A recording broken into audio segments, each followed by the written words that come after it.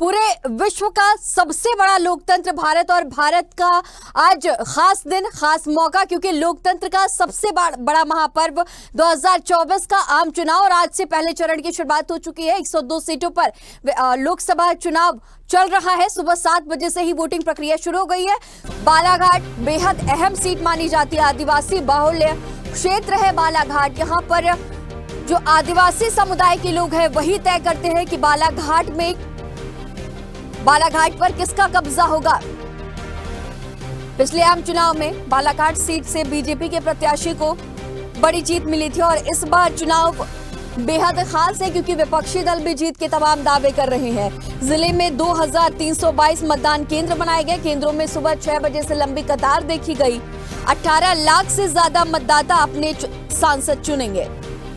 अगली बड़ी खबर, जहां वेस्ट यूपी के 8 सीटों पर वोटिंग चल रही है। 8 सीटों पर मतदान चल रही है। सुबह 6 बजे से ही लंबी कतारें देखी गई। बूथों पर सुबह 7 बजे से लंबी कतार लगी हुई है। वेस्ट यूपी की 8 सीटों पर वोटिंग प्रक्रिया चल रही है, तो बहुत ही खास है आज का दिन। 8 सीटों पर मैदान में 80 कैंडिडेट्स हैं। इनमें 2 मंत्री और 2 सांसद हैं और आज का दिन बेहद खास, लोकतंत्र का ये महापर्व। बूथों पर सुबह 7 बजे से लंबी कतारें लगी हुई हैं। उत्तर प्रदेश की 8 सीटों पर सुबह से ही वोटिंग की प्रक्रिया चल रही है। वेस्ट यूपी की 8 सीटों पर वोटिंग शुरू है। 8 सीटों पर मैदान में 80 कैंडिडेट है। तो उत्तर प्रदेश से बड़ी खबर। तो चलिए अब आपको सीधा छत्तीसगढ़ लिए चलते हैं और बस्तर लोकसभा सीट पर यह चुनाव की प्रक्रिया चल रही है। हमारे साथ हमारे सहयोगी प्रोनित जुड़े हुए हैं। प्रोनित, इस वक्त जिस तरह से देखा जा रहा है कि लोकतंत्र का महापर्व है और लोग बढ़ चढ़कर हिस्सा ले रहे हैं, आज के दिन को बेहद खास बनाया जा रहा है। जिस तरह से पीएम ने भी और इसके साथ ही विपक्षी दलों ने इस बात का जिक्र किया था कि लोकतंत्र के इस महापर्व में बढ़ चढ़कर हिस्सा ले और 100% मतदान का जो स्तर है वो देखा जाए। इस वक्त आप कोंडागांव में मौजूद है। छत्तीसगढ़ में क्या कुछ हालात, क्योंकि सुबह से ही 6 बजे से जो विजुअल्स हम देख रहे हैं, लंबी कतारें देखने को मिल रही हैं। प्रोनित, हम सरगी पालपारा के कोंडागांव के सरगी पालपारा में खड़े हुए हैं। ये जो मतदान केंद्र है, यहाँ पर कोंडागांव की जो भाजपा की विधायक है लता उसेंडी, उनका यहाँ पर वोट डालने का है। बाकी वो 9 बजे का समय है उनका यहाँ आने का, तो उन्हीं के इंतजार में है हम यहाँ पे। वो आएंगी, अपना वोट डालेंगे। बाकी लोकतंत्र के इस महापर्व में सभी भागीदारी है। सुबह से ही यहाँ लंबी लंबी कतारें लगी हुई है जी। और छत्तीसगढ़ आदिवासी बाहुल्य क्षेत्र और जिस सीट पर आज चुनाव हो रहा है वो आदिवासी क्षेत्र माना जाता है और इसके साथ ही नक्सल प्रभावित क्षेत्र भी है। ऐसे में सुरक्षा के क्या पुख्ता इंतजाम किए गए हैं प्रोनित? जी, यहाँ पुख्ता इंतजाम किए गए हैं। जो नक्सली क्षेत्र है, जो अभी अति संवेदनशील तो नहीं है, बाकी संवेदनशील क्षेत्र है, यहाँ पर सुरक्षा के पुख्ता इंतजाम किए गए हैं और चप्पे चप्पे पर निगरानी रखी गई है। और यहाँ पे ऐसी कोई अप्रिय घटना की अभी तक तो कोई नहीं मिलने को सुनाई नहीं दे रहा है। और प्रोनित, जिस तरह से गर्मी का भी मौसम चल रहा है, टेम्परेचर हम देख रहे हैं 40 डिग्री 42 डिग्री और छत्तीसगढ़ में इस तरह के हालात, ऐसे में जो इलेक्शन कमीशन है, लोगों के लिए बूथ स्तर पर क्या तैयारियां की गई हैं? हालांकि पहले ही इलेक्शन कमीशन ने यह बात साफ कह दिया था कि लोगों के लिए, जो मतदाता है उनके लिए तमाम जो तैयारियां है, पानी की व्यवस्था और ठहरने की व्यवस्था बेहतर तरीके से ये की जाएंगी। इस वक्त क्या कुछ नजर आ रहा है? आपके पीछे विजुअल्स भी नजर आ रहे हैं। जो तमाम लोग हैं उनसे भी एक बार बातचीत करने की कोशिश करिएगा प्रोनित।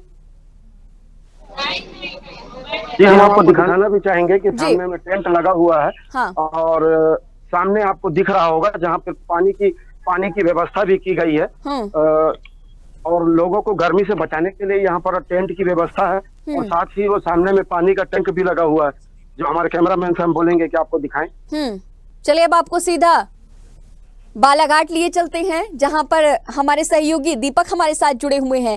दीपक, बालाघाट बहुत ही अहम सीट मानी जाती है। पिछले चुनाव में, अगर पिछले आम चुनाव की बात करें तो यहां पर बीजेपी का कब्जा था। इस बार भी बीजेपी जीत के बड़े दावे कर रही है और कह रही है कि इस बार 28 नहीं बल्कि सभी 29 सीटों पर कब्जा होगा। बालाघाट नक्सल प्रभावित क्षेत्र भी माना जाता है, आदिवासी इलाका है जहां पर आदिवासी ही तय करते हैं कि उनके सांसद कौन होंगे।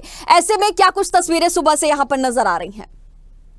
जी, मैं आपको बताना चाहूंगा कि बालाघाट जो है देश की सर्वाधिक जो है 12 अति संवेदनशील क्षेत्रों में से एक माना जाने वाला यह बालाघाट सिवनी संसदीय क्षेत्र है। बालाघाट और सिवनी ये दोनों जिले मिलाकर जो है यह संसदीय क्षेत्र बनता है, जिसमें कुल 8 विधानसभा की सीटें जो है शामिल है। यदि हम बात करें राजनीतिक परिप्रेक्ष्य की, तो 4 सीटें जो हैं विधानसभा चुनाव में बीजेपी ने इसमें हासिल की थी और 4 सीटें जो है कांग्रेस के पल्ले में गई थी। कुल 18.5 लाख जो है मतदाता जो है वह जो है अपने प्रिय उम्मीदवार के लिए जो है अभी मतदान कर रहे हैं। मैं आपको बताना चाहूंगा कि 26 वर्षों से बीजेपी का जो है इस सीट पर, जो इस लोकसभा की सीट पर जो है कब्जा था। मैं आपको बताना चाहूंगा कि इससे पहले बोध सिंह भगत, ढाल सिंह बिसेन और अन्य जो है वो सांसद जो है बीजेपी के रह चुके हैं, लेकिन हर बार बीजेपी जो है इस संसदीय क्षेत्र में नया प्रयोग करते हुए जो है किसी न किसी नए प्रत्याशी को जो है मैदान में उतार देती है। इस बार बीजेपी की अधिकृत उम्मीदवार हरती पारदी जो है चुनावी मैदान में है और कांग्रेस से जो है सम्राट सिंह सरस्वार जो चुनावी मैदान में है। जी। और जिस तरह से आप राजनीतिक समीकरण का जिक्र कर रहे थे और उसके साथ ही आपके पीछे जो लोग भी मौजूद हैं, यहाँ पर इनसे भी बात करने की कोशिश करिएगा एक बार दीपक। जी, मैं अगर राजनीतिक समीकरण की बात करूं बालाघाट सिवनी संसदीय क्षेत्र में, तो यह देखने वाली बात है, क्योंकि जो मुख्य मुकाबला इस संसदीय क्षेत्र में माना जाता है वह बीजेपी और कांग्रेस के मध्य ही माना जाता है।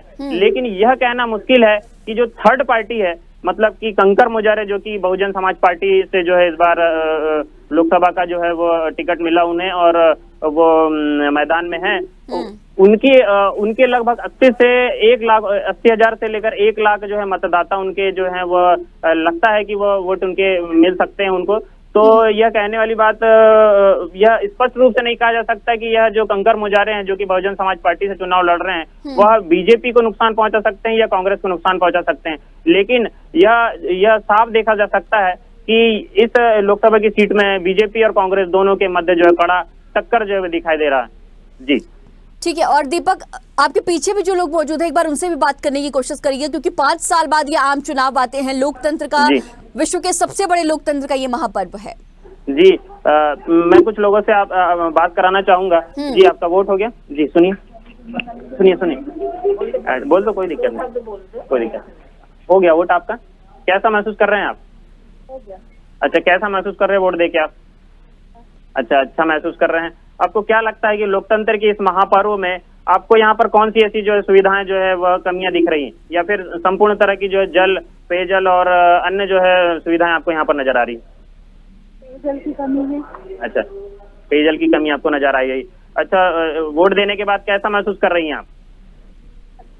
अच्छा, और कुछ लोगों से हम जो है बात करना चाहेंगे कि किस प्रकार की जो यहाँ व्यवस्थाएं जो है की गई। मेडिकल टीम यहाँ पर आपको मैं दिखाना चाहूंगा कि मेडिकल टीम यहाँ पर जो है काम कर रही है। किस प्रकार की सुविधाएं जो मेडिकल टीम की तरफ से जो दी गई है? जी बताइए, क्या नाम है आपका? क्या नाम है?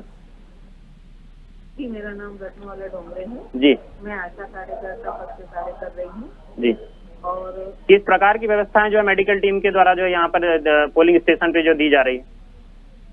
हमें स्वास्थ्य विभाग से कुछ दवाइयाँ उपलब्ध कराई गई हैं, जैसे कि पैरासीटामोल है, ORS है और कॉटन है, बैंडेज पट्टी है, इस टाइप से और भी दवाइयाँ हैं तो हम लोगों को स्वास्थ्य विभाग से उपलब्ध कराई गई हैं।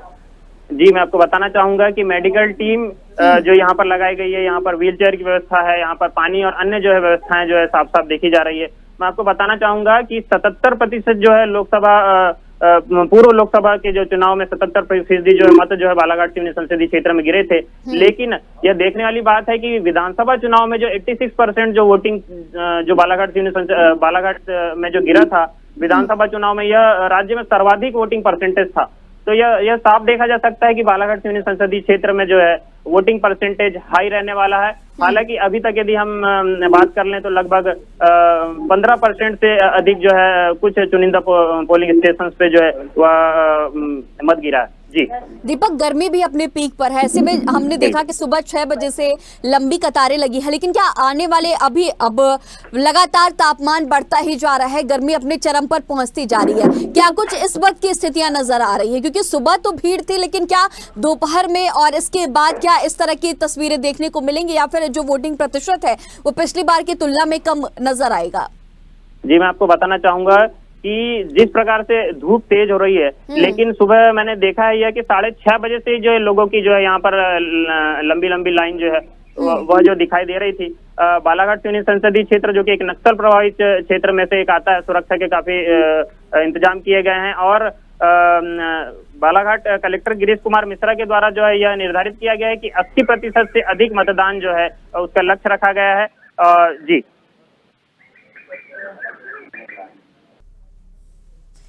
तो अब इसी पर हमारे साथ मुरादाबाद से हमारे सहयोगी दानवीर हमारे साथ जुड़ रहे हैं। दानवीर, मुरादाबाद उत्तर प्रदेश वेस्ट यूपी में आज जो मतदान की प्रक्रिया है वो चल रही है, बहुत ही खास माना जाता है पश्चिमी यूपी, क्योंकि यहां से तय होता है सत्ता का रास्ता और ऐसे में लगातार सभी 80 सीटों को जीतने के बीजेपी के बड़े दावे और विपक्षी दल जो कि इंडिया अलायंस में यहां पर गठबंधन भी देखा गया, युवाओं की जोड़ी भी देखी गई है। ऐसे में मुरादाबाद में जिस पोलिंग बूथ पर आप मौजूद है, क्या कुछ तस्वीरें नजर आ रही है सुबह से ही? जी मैं आपको बताऊं, जिस तरीके की हम सुबह से ही 14 तस्वीर दिखाने का कार्य कर रहा है, लगभग 1 घंटा 20 मिनट का समय बीत चुका है, जिस समय से मतगणना हो रही है। लगातार 7 बजे से लोग अपना मत कर रहे हैं और लगातार बूथों पर जाकर देख रहे हैं तो भीड़ आपको नजर आएगी। आप मेरे पीछे देख सकते हैं, मुरादाबाद के करूले पर मौजूद हूँ और यहाँ देखिए, आप देख सकते हैं यहाँ भीड़ आपको नजर आ रही है, काफी लंबी लाइन लगी हुई है। लोगों से भी बात करने की कोशिश करिएगा। बिल्कुल देखिए, मैं इन लोगों से बात करूंगा कि किस आधार पर ये लोग वोट करने आ रहे हैं और क्या इनके मुद्दे हैं। सर, क्या नाम है चाचा आपका? कहाँ से आए हैं आप? अच्छा, किस आधार पर आप वोट करना है? किस चीज को लेकर वोट देंगे? विकास को लेकर या क्या ऐसी चीजें हैं? देखो, वोट तो विकास को लेकर ही दिया जाता है, विकास होना चाहिए, वोट करना चाहिए। लगातार प्रत्याशियों ने जनसभाएं करी और लगातार वोट मांगने का कार्य भी किया था, तो क्या क्या वादे किए थे? क्या लग रहा है वो जो आप इन्हें चुन के भेजेंगे, क्या वो आपके वादे वगैरह उतरेंगे? बेटा, जो विकास होना चाहिए और सड़कें सही होनी चाहिए, यही आधार है। देखिए, और भी लोगों से बात करेंगे, मेरे साथ काफी लोग हैं। सर, क्या नाम आपका? किसके यहाँ के? क्या नाम है आपका? महमूद। किसके यहाँ? क्या लग रहा है आपको वोट करने आए और किस आधार पर वोट देखते हैं क्या होता है। तो क्या लग रहा है, यहाँ सुबह से आप लाइन में लगे हैं और भी काम छोड़कर यहाँ वोट डालना है, कितना महत्वपूर्ण होता है? ये तो हमारा हक है, इसे तो हम हर हाल में लेंगे, ये तो हमारा हक है। मुरादाबाद तो बेहद खास सीट है दानवीर, कैसा आपको फील हो रहा है जैसे वोट डालना? अच्छा हो गया है। अपने परिवार में लोगों को जागरूकता दी थी कि इस तरीके से जिला प्रशासन की तरफ से सख्त निर्देश दिए गए कि ज्यादा से ज्यादा वोट करें, तो आपके द्वारा भी ये ऐसा कुछ घर पे बताया गया था? जी हाँ। क्या कहा? सब डालने आ ही रहे हैं, वोट आ गए हैं, कुछ आएंगे। देखिए, इनके द्वारा कहा जा रहा है, जो लोग हमारे घर पर इनके द्वारा बताया गया, लगातार जागरूकता की गई है और लगातार जो लोग हैं इनके घर में सभी लोग वोट डालने आएंगे, सभी लोगों का कहना है। लेकिन जिस तरीके से लोगों का कहना है कि विकास के आधार पर हम लोग वोट करेंगे, और लगातार मुरादाबाद की तस्वीर आपको इसलिए दिखा रहा हूँ कि लगातार जिस तरीके से बड़े बड़े नेताओं ने यहाँ दावे किए हैं और तमाम लोग यहाँ नेता जनसभाएं करने आए, तमाम बैठकें की गई, चाहे बीजेपी हो, चाहे सपा हो, चाहे बसपा हो, तो लगातार इस तरीके की जो पार्टियां हैं वो अपने दावे वादे कर रही थी और उसी आधार पर ये लोग अपना वोट करने आए हैं। लगातार आप मुरादाबाद की तस्वीर देखिए, ये आपको लंबी कतार नजर आएगी, लेकिन इधर वाली बूथों की बात करें तो इधर बूथों पर अभी ऐसी कोई भीड़ भाड़ नजर नहीं आएगी। देखिए, आप इधर देखिए, इधर आपको ये बूथ बने हुए हैं, इधर भी आपको लाइन लंबी नजर नहीं आएगी। मौजूद है दानवीर, एक बार उन लोगों से भी बातचीत करने की कोशिश करिएगा, क्योंकि सुरक्षा के पुख्ता इंतजामात की बात इलेक्शन कमीशन की तरफ से साफ तौर पर कही गई थी और किस तरह की सुरक्षा व्यवस्थाएं आपकी जो बूथ है उस पर की गई है। सुरक्षा कर्मियों से बातचीत करने की कोशिश। बिल्कुल, देखिए मैं सुरक्षा की बात करूं तो आप देख सकते हैं पुलिस कर्मी यहाँ काफी तैनात है। आप देख सकते हैं यहाँ पुलिस कर्मी काफी तैनात है, या इस तरीके से कह सकते हैं जिस तरीके की व्यवस्था की गई है प्रशासन की तरफ से। लेकिन देखिए, जिस तरीके से जो बड़े अधिकारी लगातार बूथों पर निरीक्षण कर रहे हैं, देखभाल कर रहे हैं और शांति व्यवस्था की लगातार अपील कर रहे हैं कि यदि कोई वजह ऐसी जो उत्पन्न ना हो जिससे कहीं माहौल बिगड़े। लेकिन यहाँ आप देख सकते हैं पूरी व्यवस्थाएं पूरी चौकन है और यहाँ जो प्रशासन है पूरी तरीके से शांतिपूर्ण। सुरक्षा कर्मियों से किसी से बातचीत करने की कोशिश करिए जो वहाँ पे सुरक्षा कर्मी मौजूद है। बिल्कुल, सुरक्षा कर्मियों से बात करें तो देखिए, मैं अभी बात करूंगा, एक मिनट मैं बात करूंगा इनसे। ये मेरे साथ है सर, क्या नाम आपका? सर, आपकी किस तरह की व्यवस्थाएं की सही है? कोई व्यवस्था सही नहीं है। क्या व्यवस्था है? अरे सर जी, न नहाने का, न पानी है, न कुछ है, बताइए आप। तो तमाम व्यवस्थाएं प्रशासन की तरफ से की गई है, व्यवस्थाएं के पानी की पूरी व्यवस्थाएं होनी चाहिए, तमाम चीजें हैं। तो आपके लिए व्यवस्था ना तो पब्लिक के लिए क्या होगा? अभी आप जानिए, हम क्या उसमें बोल सकते आपकी हैं। तरफ से किस माध्यम से चुनाव कराया जा रहा है, आपकी क्या व्यवस्थाएं हैं? भाई चुनाव का आदेश जो निर्देश होगा हमको पालन करना पड़ेगा। तो आपके लिए क्या ऐसा आप बता रहे व्यवस्था सही नहीं है, तो ऐसी क्या आपको महसूस हुआ? कम से कम नहाने धोने के तो कम से कम चाहिए, आदमी सुबह उठेगा नहाएगा। किस समय के आए हुए हैं आप? हम कल से ही आए हैं 2 बजे से। तो आपके यहाँ व्यवस्था पूरी नहीं हुई? नहीं जी क्या लगा? कुछ नहीं, पानी का मेन चीज पानी नहीं है? पानी ऐसा क्यों? पानी का अभी क्या, आपने कहा ना उच्च अधिकारियों से? अभी किससे बोलेंगे भाई, हम लोग छोटे कर्मचारी हैं। कोई उच्च अधिकारी आए अभी तक? आए हैं हाँ। तो क्या हुआ? हम लोग बोले, हमारे अधिकारी बोले, दरोगा जी बोले क्या करें? तो ठीक है देखता हूँ। तो देखिए इन सुरक्षा जो यहाँ कर्मचारी हैं उनके द्वारा दानवीर बताया बड़ा गया ही अहम हो जाता है, बहुत ही, क्योंकि बहुत जरूरी हो जाता है इस सीट पर। मुरादाबाद बेहद अहम सीट है और जिस तरह से सुरक्षा व्यवस्थाएं चाक चौबंद की बात इलेक्शन कमीशन ने पहले ही कही थी, व्यवस्थाओं की बात कही थी कि गर्मी को ध्यान में रखते हुए पानी की व्यवस्था है, और आप जिस सीट पर मौजूद हैं बहुत ही सवालिया निशान खड़े कर रहा है इलेक्शन कमीशन को लेकर के। दानवीर तस्वीर अपने आप में चौंकाने वाली इसलिए हो जाती है कि यहाँ देखिए पानी की व्यवस्था नहीं की गई, जिस तरीके से इलेक्शन कमीशन की तरफ से लगातार व्यवस्थाएं की गई, हर बूथ पर पानी की व्यवस्थाएं की जाए और तमाम तो किसी के लिए भी कोई दिक्कत ना हो, चाहे वो पुलिस प्रशासन का अधिकारी हो, लेकिन तमाम व्यवस्थाएं के लिए की गई थी। लेकिन यहाँ देखिए बड़ा सवाल इसलिए खड़ा हो जाता है इस बूथ पर कि जो सुरक्षा कर्मी है, यहाँ जो पुलिस कर्मी है, उनके लिए पानी की व्यवस्थाएं नहीं की गई। तो अपने आप में कई चौंकाने वाली तस्वीरें हैं और अपने आप में हैरान करने वाली इसलिए हो जाती है कि देखिए सुरक्षा कर्मी जो है उनके लिए पानी की व्यवस्था ना होना, और ये अपने आप में एक बड़ा सवाल मुरादाबाद से सामने आया है। लगातार इस तरीके की सुरक्षा की बात कही गई थी, तमाम जो चीजें गाइडलाइंस के अनुसार होनी चाहिए वो यहाँ उन पर पूरी नहीं हो पाई हैं। तो कहीं ना कहीं ये सवाल खड़े हो रहे हैं कि आखिरकार वोटरों के लिए क्या व्यवस्थाएं होंगी जब सुरक्षा बलों के लिए यही व्यवस्थाएं पूरी नहीं है। तो कहीं ना कहीं ये सवाल खड़े होते हैं और जिला प्रशासन की तरफ से देखिए सेक्टर मजिस्ट्रेट को बनाया गया है, सेक्टर मजिस्ट्रेट लगे हुए हैं। अब इनके द्वारा बताया गया है कि हमारे बड़े अधिकारी है, दरोगा जी है, उनके द्वारा वो कहा गया है उच्च अधिकारियों से कि जब पानी की व्यवस्था नहीं हो पाई तो आखिर क्या एक्शन लिया जाएगा, क्या कार्रवाई की जाएगी, क्या जो कमियां हैं वो पूर्ण की जाएगी या नहीं की जाएगी, ये बड़ा सवाल है। क्योंकि जिस तरीके से यहाँ पुलिसकर्मी सवाल उठाते हैं तो जनता किस हाल तक रह सकती है। देखिए और बात करेंगे और भी सुरक्षा बल है। ठीक है दानवीर आपके पास जी लूंगा क्योंकि मैं और भी बात करना चाहूंगा। सर क्या नाम आपका? सर भारत लाल। सर क्या व्यवस्था है आपके लिए यहाँ? इस समय व्यवस्था बढ़िया, फिट फाट और बढ़िया शांतिपूर्वक पड़ रहा है, कोई दिक्कत नहीं। हाँ पानी वानी की क्या है? पानी होने है, नल लगा है। नहीं जिस तरीके से टैंकों की व्यवस्था की गई सुरक्षा वाले पानी के लिए कोई टैंक नहीं है, केवल टेंट क्या लगाए गए हैं दानवीर, ये भी पूछिएगा, क्या लोगों के लिए टेंट की व्यवस्था की गई है? आज तो आएगा लंच पैकेट आएगी। कल शाम की कोई सरकारी कर्मचारी यहाँ नहीं आया। सर कोई यह टेंट वेंट की व्यवस्था जैसे वोटरों के लिए कुछ नहीं, कोई टेंट। तो देखिए यहाँ जो दरवाजे हैं वो सीधे सीधे मना कर रहे हैं कि यहाँ कोई भी ऐसी चीज व्यवस्था नहीं की गई है बूथ पर जो यहाँ वोटरों के लिए मदद मिल सके और जो सुरक्षा कर्मी है उनके लिए कोई मदद तो मिल सके। देखिए उनका कहना है कि जो उच्च अधिकारी है कोई भी कल से यहाँ नहीं आया है, बूथ पर सुबह से ही वोटिंग हो रही है। आप देख सकते हैं कि इस बूथ पर लगातार जो लोग लगे हुए हैं, तो ये मुरादाबाद की तस्वीरें चौंकाने वाली है। प्रशासन पर सवाल खड़े हो रहे हैं कि आखिरकार क्यों। ठीक है दानवीर, हमारे साथ लगातार बने रहिएगा और भी अगर आला अधिकारी पहुंचते हैं तो उनसे बातचीत करने की कोशिश करेगा। इसी बीच हल्द्वानी से बड़ी खबर आपको बता दें, जहां लाल कुआं में ईवीएम मशीनें खराब हुई हैं। अलग अलग बूथों पर आधा दर्जन से ज्यादा ईवीएम मशीनें खराब हो गई। तो हल्द्वानी से बड़ी खबर, जहां सहायक निर्वाचन अधिकारी परितोष वर्मा ने इसे लेकर के संज्ञान लिया है और खराब मशीनों को बदलने के बाद दोबारा से मतदान शुरू होगा।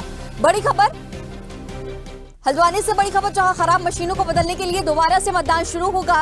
और लाल कुआं में ईवीएम मशीन खराब हो गई। जिस तरह से पूरी प्रक्रिया चल रही है, सुबह 7 बजे से ही वोटिंग की, और इन सब के बीच हल्द्वानी में लाल कुआं में ईवीएम मशीनें खराब हो गई। अलग अलग बूथों पर आधा दर्जन से ज्यादा मशीनें खराब हुई है। सहायक निर्वाचन अधिकारी परितोष ने इसे संज्ञान में लिया है। खराब मशीनों को बदलने के बाद वोटिंग की प्रक्रिया फिर से शुरू की जाएगी। हल्द्वानी से ये बड़ी खबर, जहां ईवीएम मशीन खराब हो गई है और आधा दर्जन से ज्यादा ईवीएम मशीनें खराब हो गई हैं। सहायक निर्वाचन अधिकारी परितोष वर्मा ने इसे लेकर के संज्ञान लिया है। खराब मशीनों को बदला जाएगा और फिर से मतदान की प्रक्रिया शुरू होगी।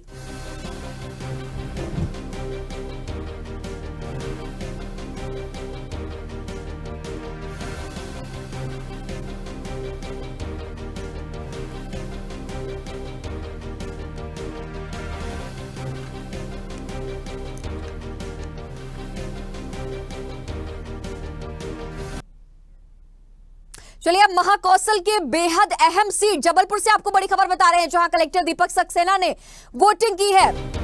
महाकौशल कॉलेज सिविल लाइन में उन्होंने वोट डाला। कलेक्टर ने पूरे परिवार के साथ मतदान किया है और लोगों को जागरूक करने की कोशिश जिस तरह से पूरा प्रशासन कर रहा था जबलपुर का, और इन सबके बीच कलेक्टर दीपक सक्सेना ने वोटिंग की। उनका पूरा परिवार इस लोकतंत्र के महापर्व में बढ़ चढ़कर हिस्सा लेता हुआ नजर आया। पूरे परिवारजनों के साथ लाइन में लगकर कलेक्टर दीपक सक्सेना ने वोट डाले हैं।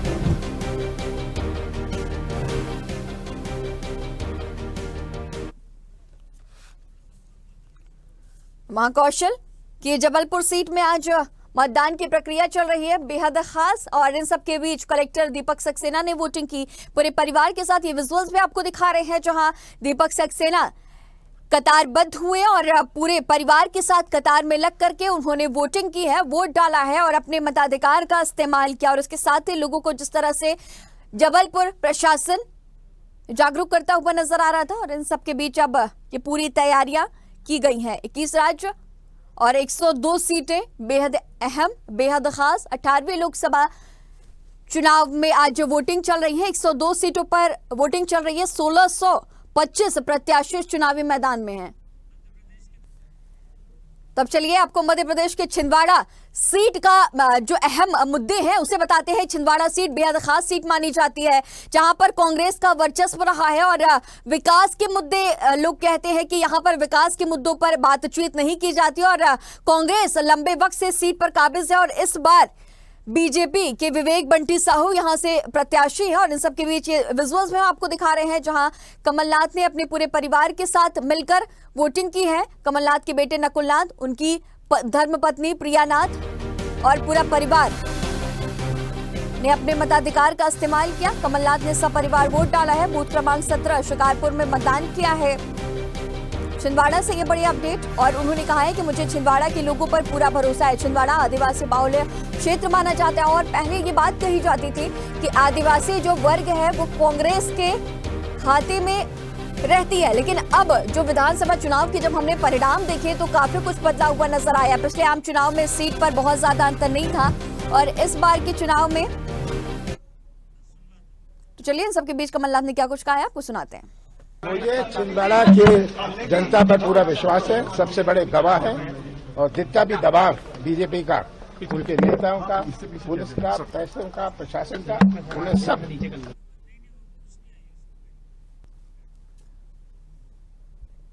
तो चलिए अब नागपुर में भी वोटिंग की प्रक्रिया चल रही है। सुबह से ही वोटिंग के जो पूरे प्रोसेस है वो चल रहे हैं। सुबह 6 बजे से ही लंबी कतारें देखने को मिली। मोहन भागवत जो कि पहुंचे हैं, उन्होंने भी अपने मताधिकार का इस्तेमाल किया और इन सब के बीच मोहन भागवत ने क्या कुछ कहा है आपको सुनाते हैं। अपना कर्तव्य है, मतदान अपना अधिकार है, 100% मतदान होना चाहिए, इसलिए आज पहला काम मैंने मतदान का किया। अपना कर्तव्य है, मतदान अपना अधिकार है, 100% मतदान होना चाहिए। 21 राज्य और केंद्र शासित प्रदेशों को मिलाकर के कुल 102 सीटों पर वोटिंग की प्रक्रिया चल रही है। दिग्गज एड़ी चोटी का दम लगाते हुए नजर आए। मोहन भागवत ने कहा है कि बड़ी भारी मतों से बीजेपी को जीत मिलेगी। बेहद खास दिन है आज, जो पहले चरण का चुनाव हो रहा है। 102 सीटों पर मतदान की प्रक्रिया चल रही है और जिस तरह से जीत के बड़े दावे एनडीए के, इंडिया अलायंस के हैं, वो तो 4 जून को इन सभी प्रत्याशियों की किस्मत कैद हो रही है आज ईवीएम में, और 4 जून को नतीजे आएंगे और उसी दिन ये स्थिति साफ हो जाएगी कि केंद्र की सत्ता किसके कब्जे में है, केंद्र के इस कुर्सी पर कौन बैठेगा। तो लोकसभा चुनाव में मतदान की प्रक्रिया चल रही है और इसी बीच हमारे साथ डिंडौरी से हमारे सहयोगी रफी खान हमारे साथ जुड़े हुए हैं। रफी खान, जिस तरह से देखिए सुबह से ही मतदान की प्रक्रिया चल रही है, आप जहां पर मौजूद हैं उस बूथ पर क्या कुछ हालात नजर आ रहे हैं? बता देना चाहता हूं कि डिंडौरी जिले में लगातार ये वोटिंग की प्रक्रिया सुबह से चालू हुई है ना, और लगातार वोटिंग चल रही है, जिसको लेकर लोगों में काफी ज्यादा उत्साह है और देखा जा रहा है कि लोगों में मतदान के लिए सुबह से हुजूम उमड़ा हुआ है, जिसको लेकर लोगों से हमने बात करने की भी कोशिश की है कि क्या मुद्दे थे माने आम चुनाव को लेकर। तो लोगों के बीच में जो है पानी और पानी की समस्या ज्यादा है क्षेत्र में, पानी को लेकर लोगों के बीच में समस्या देखने को मिली है, उसको लेकर लोगों ने मतदान किया है। और ये भी बता देना चाहता हूँ कि डिंडोरी जिले में ये जो प्रत्याशी ओमकार सिंह मरकाम है, डिंडोरी विधानसभा से चौथे बार का विधायक है और अभी लोकसभा के प्रत्याशी हैं, जिनको लेकर लोगों में भी देखने को मिल रहा है कि काफी ज्यादा माने लोगों के बीच में विरोधाभास और ना ही मिले हैं अभी की स्थिति में। और फग्गन सिंह 6 बार के सांसद हैं और यहाँ फग्गन सिंह की काफी ज्यादा विरोध देखने को मिल रहा है। अच्छा रफी, इस बात का भी जिक्र करिएगा क्योंकि अभी हाल के दिन की हम बात करें तो जिस तरह से मध्य प्रदेश में पोस्टर वॉर छिड़ते रहते हैं, तो हमने देखा था जब राहुल गांधी की जनसभा होनी थी तो पोस्टर में फग्गन सिंह कुलस्ते की तस्वीर लगा दी गई थी। खूब वार छिड़ा रहा है इस पे। ये कहा जा रहा था, जो कांग्रेस की जो तमाम नेता हैं, प्रवक्ता हैं, ये बात कह रहे थे कि ये बीजेपी की साजिश है, पोस्टर्स में फोटो बदलने की साजिश से कह रहे थे। और अब इसी सीट पर मतदान की प्रक्रिया चल रही है, लोगों के बीच में क्या कुछ रुझान नजर आ रहा है? लोगों के बीच में काफी ज्यादा उत्साह देखने को मिल रहा है। लोगों के बीच में काफी ज्यादा महंगाई और महंगाई को देखकर, बेरोजगारी को देखकर और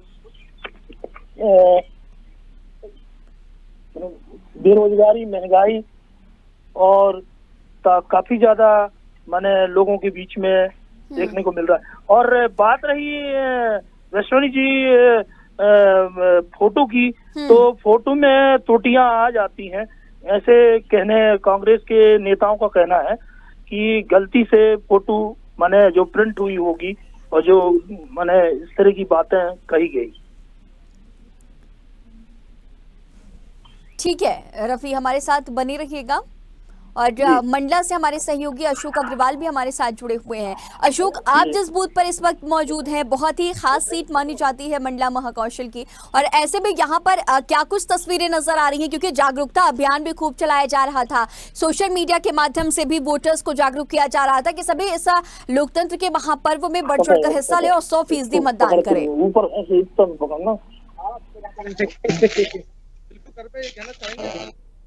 ये मंडला लोकसभा का मतदान क्रमांक 131 है, जहां पर केंद्रीय मंत्री फग्गन सिंह कुलस्ते को भाजपा ने प्रत्याशी घोषित किया है। वहीं कांग्रेस से डिंडोरी विधायक ओमकार मरकाम मैदान पर हैं। तो आपको बता दें कि मतदान क्रमांक 131 है और सबसे दिलचस्प बात यह है कि यहाँ पे मतदाता 959 है, जिसमें पुरुष मतदाताओं की संख्या 455 है।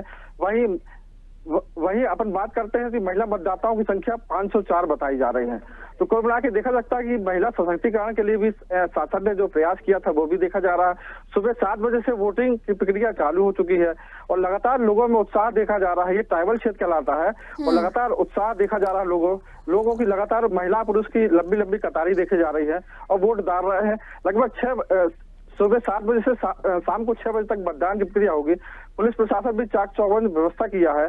तमाम निर्वाचन आयोग जो निर्देश दिए थे कि पानी की व्यवस्था होनी चाहिए और टेंट की व्यवस्था होनी चाहिए, छाया की, चूंकि गर्मी का समय है तो वो सारी व्यवस्थाएं देखी गई है और लंबी कतारें देखी जा रही है। गरिमा, और जिस तरह से आप सुरक्षा व्यवस्थाओं की बात कर रहे थे और इलेक्शन कमीशन की तरफ से जो लोगों के लिए व्यवस्था की गई है उनकी भी बात कर रहे थे, वहां पे जो लोग मौजूद हैं इसके बारे में उन लोगों से भी बातचीत करने की कोशिश करिएगा अशोक, क्योंकि इस महापर्व में लोग हिस्सा ले रहे हैं और बहुत ही जरूरी हो जाता है व्यवस्थाओं का होना, क्योंकि गर्मी भी अपने पीक पर है। बिल्कुल गर्मी, हम कुछ लोगों से बात करना चाहेंगे। जी बताएं, क्या नाम है आपका?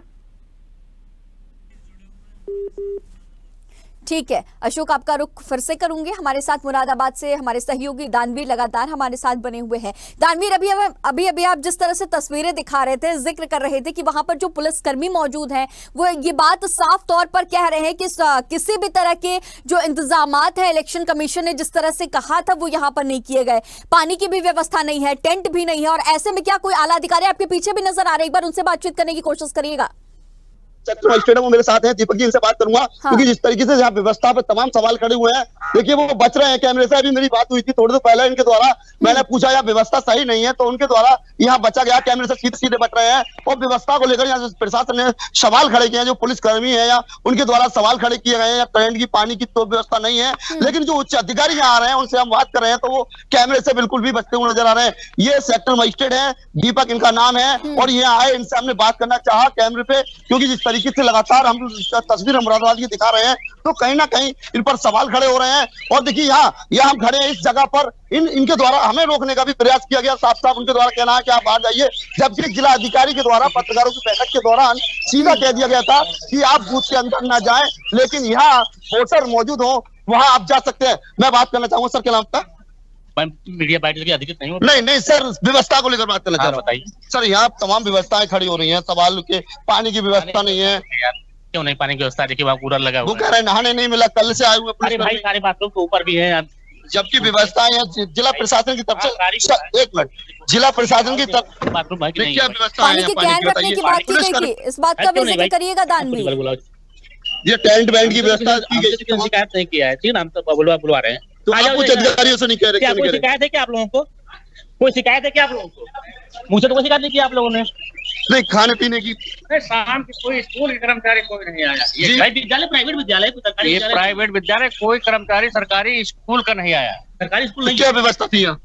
अभी भोजन आएगा, कोई दिक्कत नहीं। क्या व्यवस्था की है? इन्होंने कोई शिकायत नहीं की। वोटरों के लिए जैसे इस तरीके से टेंट की व्यवस्था की है, बाहर धूप की वजह से बाहर की क्या व्यवस्था है? यहाँ भी छाया है, तो यहाँ कोई जन गया था क्या? देखिए बिल्कुल छाया तो है विद्यालय। तो देखिए जिस तरीके से इनके द्वारा बताया जा रहा है कि जो व्यवस्था है, लेकिन कहना यह है कि शाम से अभी तक कोई अधिकारी नहीं आया था, और इनके द्वारा जिस तरीके से बताया गया कि हम मीडिया पर बोलने के लिए नहीं है, तमाम तरीके की बातें कर रहे हैं। लेकिन सवाल यह है कि जिस तरीके से अधिकारियों पर सवाल खड़े हुए हैं, सुरक्षा बलों ने सवाल खड़े करे हैं, वो अपने अपने मुरादाबाद में चौंकाने वाली तस्वीरें हैं। अभी पीछे लोग मौजूद है दानवीर, उनसे भी बातचीत करने की कोशिश करिएगा, क्योंकि लगातार सवालिया निशान इस सीट पर, इस बूथ पर खड़े हो रहे हैं। बिल्कुल, देखिए वोटर मेरे साथ है, काफी लोग हैं, इनसे बात करूंगा कि क्या नाम आपका? मोहम्मद इरशाद। किस आधार पर आप वोट करना है? क्या व्यवस्थाएं आपके लिए की गई है, और कितनी बार आपकी पर्ची चेक की गई यहाँ तक? रोजगार अभी पर्ची चेक नहीं की गई। तो किस मुद्दे को लेकर वोट करनी? वही इंडिया गठबंधन। नहीं, किस आधार वोट करेंगे? विकास को लेकर करेंगे या विकास को लेकर? विकास को लेकर। सर क्या नाम आपका? किस आधार पर वोट करने आए? चाचा क्या नाम आपका? किस आधार वोट करने आए आप? रोजगार, विकास, क्या नाम आपका? फैसल। आप पहली बार वोट डाला है? नहीं डाला। तो कैसा महसूस रहा? आप लाइन में लगे हो, क्या व्यवस्थाएं आपके लिए यहाँ उपलब्ध नहीं है? तो जिस तरीके से देखिए कितनी दूर ये युवाओं के मुद्दे बहुत अहम हो जाते हैं उत्तर प्रदेश में। बिल्कुल, देखिए युवा मेरे साथ है, काफी लोग हैं। मैं बात करूंगा जिस तरीके की तस्वीर है मुरादाबाद से आ रही है, मैं बात करूंगा, और भी लोग हैं उनसे बात करूंगा, क्योंकि युवा मेरे साथ है। मैं बात करना चाहूंगा, क्या नाम आपका? सलमान। क्या करते हैं आप? टेलर हूँ। जो आप युवाओं को लेकर तमाम चीजें सरकार ने वादे दावे किए हैं, क्या लग रहा है, कैसा महसूस कर रहे हो, कैसा आगे के लिए आपने मन में बनाया? वादे तो और कोई करता नहीं, वादा कौन है? क्या लग रहा है आपको कि सरकार वादे करती निभाती नहीं? कहाँ है, आपको तो दिख ही रहा होगा। युवाओं के क्या अहम मुद्दे हैं दानवीर, ये पूछेगा। ये क्या चाहते हैं सरकार से? आपका मुद्दा क्या है?